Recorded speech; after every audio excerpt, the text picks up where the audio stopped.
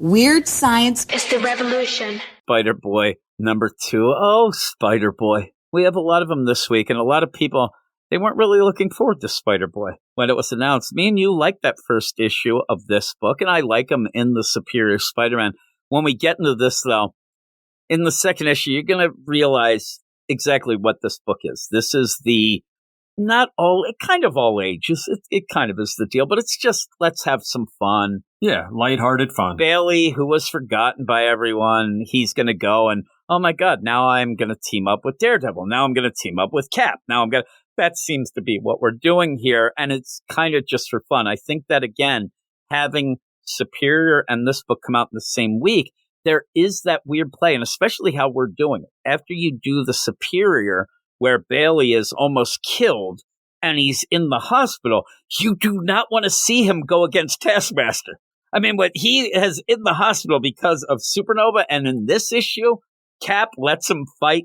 But it's kind of a jokey kind of thing, but it doesn't work because you just read the more serious Superior Spider-Man. That's where I think there's that tone shift that doesn't really work with them in the same week. But it is Spider-Boy number 2, written by Dan Slott, art by Paco Medina, colors by Eric Arcienega. That's the first story. 'Twas the Fight Before Christmas. And then we get Xmas Ex Machina with art by Ty Templeton, still a Dan Slott story. D. Cuniff on colors and VC's Joe Caramagna on letters. I will tell you, you'll get a lot of Santa puns that you like a lot more than I do. Well, if it wasn't the week before Christmas, I probably wouldn't like him as much. But the play is conveniently, I'm reading it. Dan Slott's having some fun here. Usually those quips are Spider-Man quips, but because it's Santa, he's doing the Santa quips. I really thought that in that story, Bailey should have been trying to impress Santa. You know, hey, I'm present. And then Santa's like, get the hell out of here, kid. Get out of here. But Santa's yelling all sorts. He's going to town on those puns. It's welcome to the jingle. There's some here. Eat coal, right? Let's deck his halls. I'm like, that sounds sexy. I don't know if you should be saying that around this kid. But you end up starting the first story, which is this is funny now. It's the more serious, I guess, story. The second story is that Ty Templeton art, but it's also a team up with Squirrel Girl. So that's kind of the little, but they're kind of becoming kind of goofy the same. But you end up where at the Feast Center, Bailey is all happy. He's there with his friend. Oh my God, Christina, we're going to take pictures of this momentous occasion. And some guy, what is this guy doing? Because they are at the Feast Center. Somebody should know. This guy's milling about. Bailey says, can you take a picture of me and my friend's family here? No problemo, little dude. And I'm telling you, this guy makes a slow exit here. Like, why isn't the dad chasing down this kid? They do nothing to recover that phone. Nothing. They don't even care. Oh, don't worry. It's just a phone kind of thing. Bailey goes running off. The mom says, oh my. The guy grits his teeth and then lets a little kid run after this guy who stole his phone. And he runs after him. The daughter, Christina, she goes. And the guy ends up in the kitchen. I'm still wondering where everybody is. Somebody should be joining in on this chase. Nobody's making dinner at the feast center. He grabs this, rolling pin, and he's going to go. Well, and Bailey he's Spider-Boy. He should do more, but that would make it so that you don't get the story. Well, I he guess, was going to take care of this guy, no problem. I mean, he just has a rolling pin, but he grabs that ladle and triggers his spider sense or whatever. And they do explain that it's a good thing to get this. So this kid grabs his phone, and the reason why, and even this Christina, didn't get another phone. I'm like, okay, Rockefeller. Yeah. Like, Bailey doesn't even have a family. It's his only possession. It's the only thing he owns. Picks up this later. He grabs it. He gets premonitions when he grabs things. And it looks like this guy who does volunteer here at the Feast Center, he's going to get killed or attacked by Taskmaster. Now, when I do look at this, one thing I'd say is that guy looks like he can hold his own, right? He's a big dude. It's looks Captain like a America. It's just a shame that he's just Steve here, and Bailey doesn't see that, or he could have just let this aside. I mean, if he saw this was Captain America, maybe later, I got to go warn him, but it's Captain America. But he sees this guy, oh my God, this nice guy who's there at the soup kitchen, dishing out the tomato soup here. I got to go save him. I think that maybe you could do both. In this point, the guy throws all the stuff. And like you said, that's how he catches the ladle, just so there's a little distraction. But when you go and Bailey's just stopped there, Bailey just goes catatonic when this happens. Christina's like, oh my God, Bailey, snap out of it. He's getting away.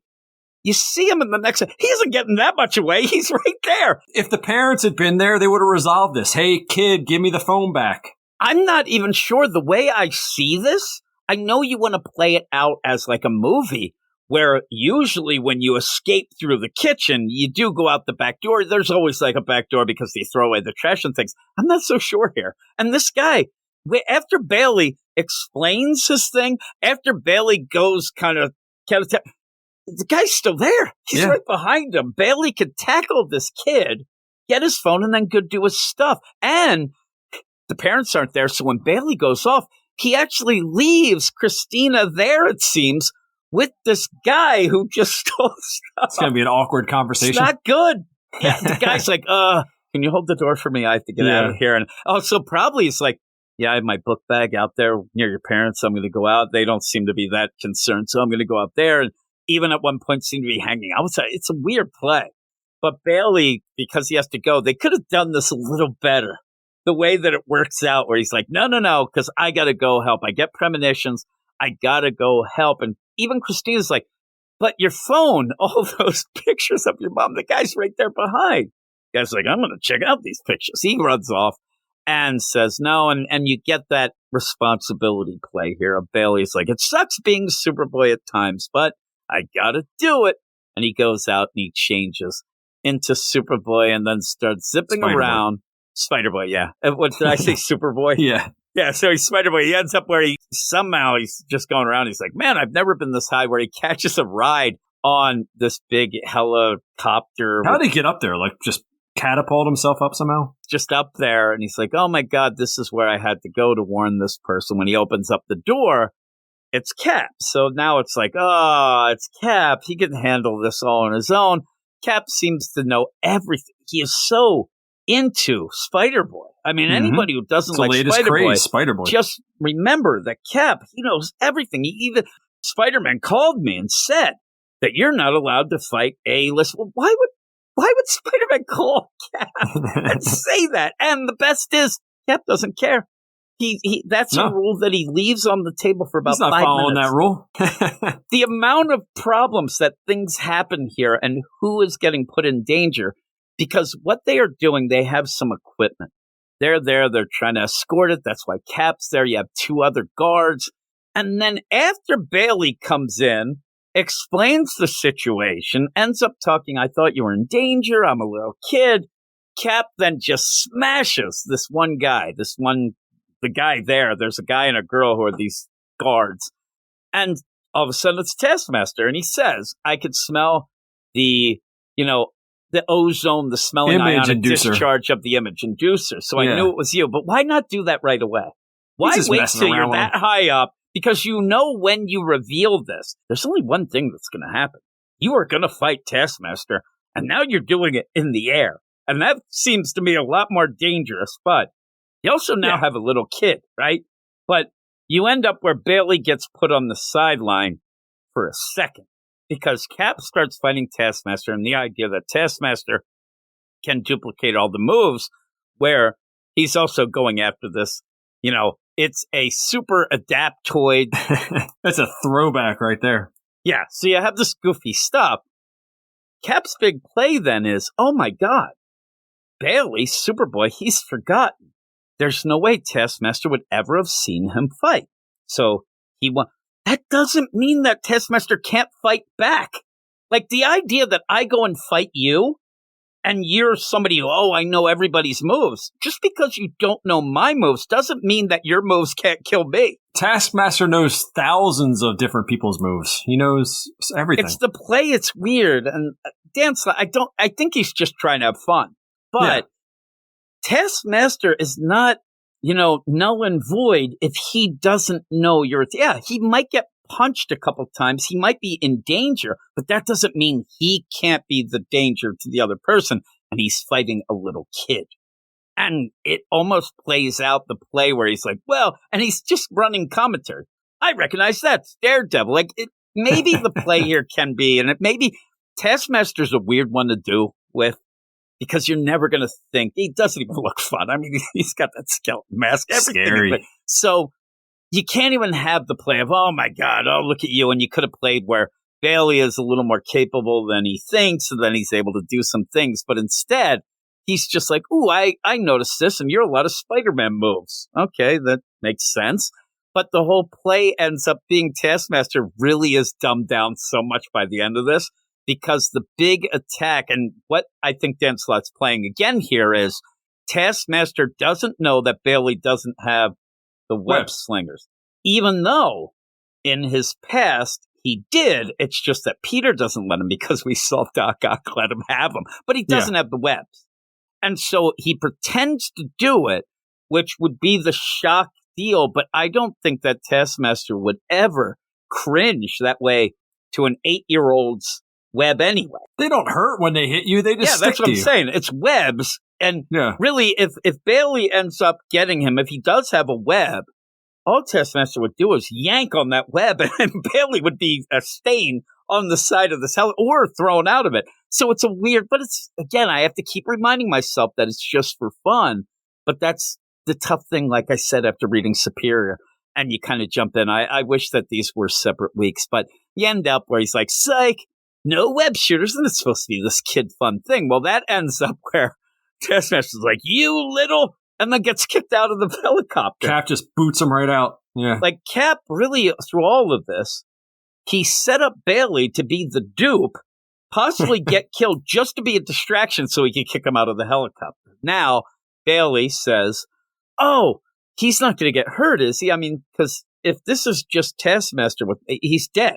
I mean, they're so high up. And Cap says, oh, watch. He always has a jetpack under his cape. You'll see. So what's the play here? You know, and at the one point, he cut off the hand of the Adaptoid. So he has that hand. Whatever that. So he go. So what are you playing here? Because either Cap and that girl, they're going to have to go and try to get Taskmaster, or Taskmaster's going to be like, I am pissed. I look like a jerk because of a kid. He's going to go, and now he's outside with a jetpack and that sword he never seems to use, and he's going to slice the helicopter in half, and they're all going to die. So they need a way that he just leaves, but I don't know why Cap lets him. We've seen Cap even jump out of helicopter. Like, if it was a normal deal, there's no way Cap's laughing. Yeah. He's having a ball and just loves it. Yeah, he's like, watch this. I love it where if from below, Cap's like, hey, and this is the exact thing, watch. He always has a jetpack under his cape, you'll see. And from down below, you see the word bubble. I didn't pack it this time because he was a soldier. I know that he used the image inducer, but that seems like it'd be a little bulky. The whole deal. Or somebody slaps that guy on the back. What was that? Wouldn't that cape catch on fire, too, with the jetpack underneath? Yeah, it's weird.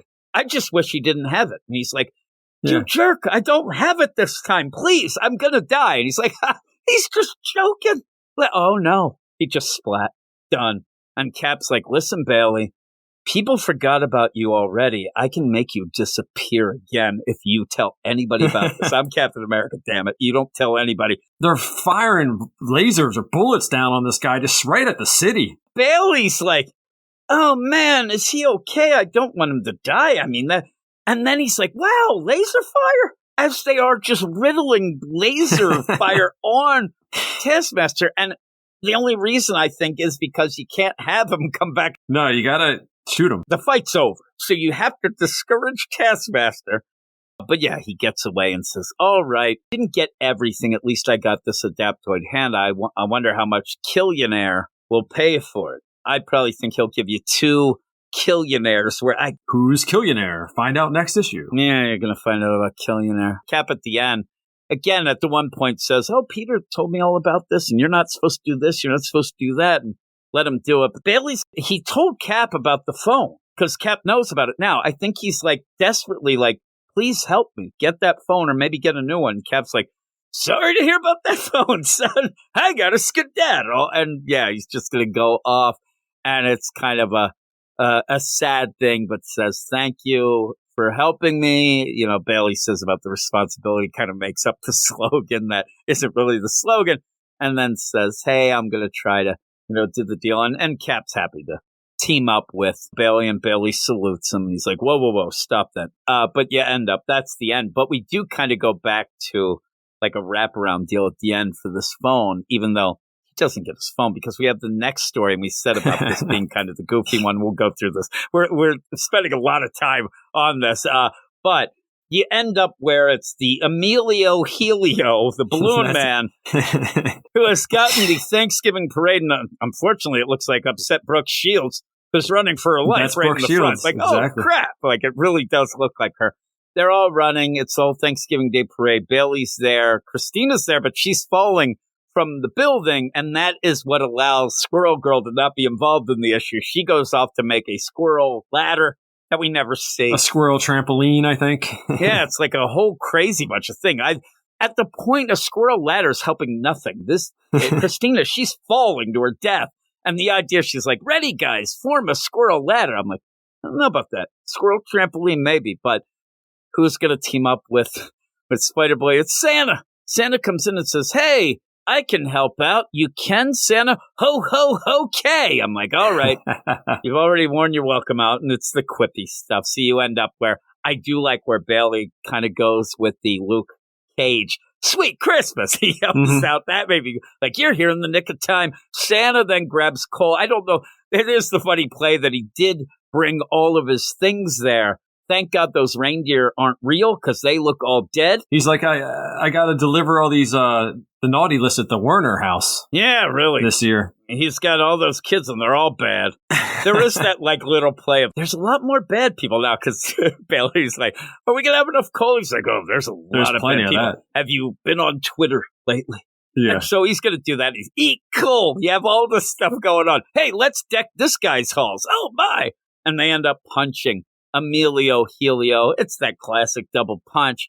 And poor Emilio Helio, he's having problems because he needs that helium. He needs his fix. That sweet, sweet helium. Spider-Boy's there to give him his fix. He's like, thank you, young boy. The first one's free, but you got to pay after that. But that's the one play here is you do really make Spider-Boy he is concerned about a lot, like anybody's well-being, even Taskmaster now. He's very conscientious. He is very nice. He's a nice kid.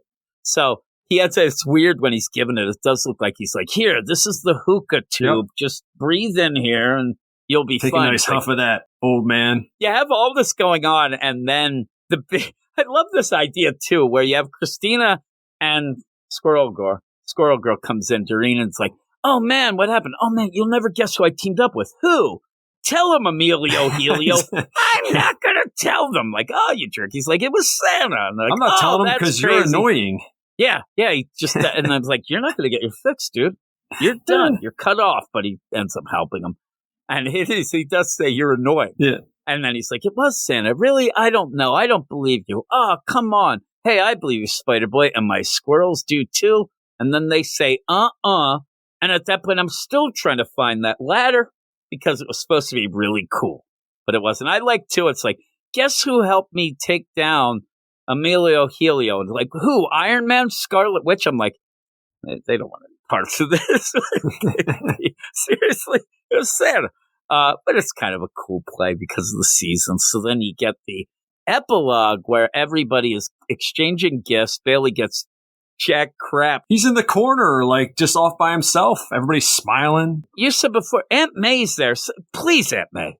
Like even then, where Peter would probably go to Aunt May because we already know that Bailey hangs around feasting like, hey, I bought these gifts for him and just, say they're from you or Santa, whatever it would be. Like this poor kid. But he does have a gift. And like, oh my God, I'd like it if he grabs it because it's like a big thing. He's like, this don't feel like no phone because he wants his phone. But it ends up, it's from Santa. He's like, no way. And it's a picture of him and his mom. So he got that picture. He said there were tons of pictures. I think that Bailey, even though he's a good kid, he's like, man, this is just one of them. This is the worst one. But now it's like, oh man, all ends that ends well, or whatever. You do get that. Would you like that Spider Boy ornament there? It's kind of wacky with those eyes, kind of weird. I'd hang it on my tree if I bothered to put one up this year. It'd be kind of cool. Yeah. Yeah, everybody ditches Balin. I mean, somebody would be like, man, I feel bad for him. Let's just get him something. Right? I would say, and where's the present from you and your family? Yeah. You're such good friends. Oh, you're such a good friend. The reason why my phone got stolen is because I was stupid enough to take a picture with you and your damn family. And they didn't even help. Those jerks. Yeah. And then she's like, listen, my dad just got fired. My mom, she's been working the pole a bit. I don't want to really get into that, but seriously, we're in hard times here. He's like, I don't care. No more excuses. Well, what would you give this? Another 8.5 for me on this one. It is fun, but some of the fun is how ridiculous Cap is and how ridiculous Taskmaster is. So I actually had more fun talking and reading this. I'll go 8. I think I'm going little high. I'm laughing. I think this stuff's funny. So it is kind of funny, but you have that. But I'll go 8. Hey, all you weirdos! If you like comic book shows, podcasts, videos, please check the description of this video, where you can see links to all of our podcast shows, websites, all of that. And if you want to help us out for everything that we do, you can click on that Patreon link in the upper left-hand corner and check out our Patreon, where you can go right now and get a 7-day free trial to see all the stuff that we do, shows that are Marvel, DC, indie, manga, and even more. So check all that out, and I'll talk to you all later. Weird science is the revolution. Hey, all you weirdos, if you like comic book shows, podcasts, videos, please check the description of this video, where you can see links to all of our podcast shows, websites, all of that. And if you want to help us out for everything that we do, you can click on that Patreon link in the upper left-hand corner and check out our Patreon, where you can go right now and get a 7-day free trial to see all the stuff that we do, shows that are Marvel, DC, indie, manga, and even more. So check all that out, and I'll talk to you all later. Weird science is the revolution.